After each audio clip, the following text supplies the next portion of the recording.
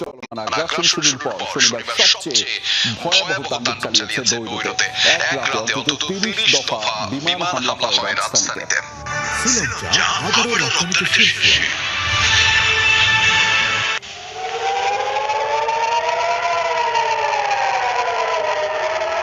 স্থল অভিযানে অংশ নেয়া ইসরায়েলি সেনাদের দাঁত ভাঙা জবাব দিচ্ছে হিজবুল্লাহ যোদ্ধারা।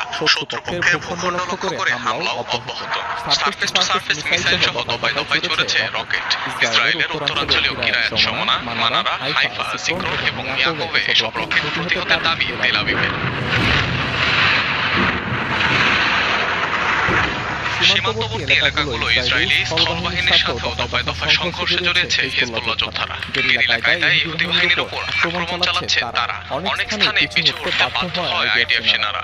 ইয়ারুন, লিদা এবং ওদাইসেতে নেতানিয়াহু বাহিনীকে ধরাশায়ী করছে হিজবুল্লাহ। কয়েক দফা চেষ্টার পরও ইহুদি সেনারা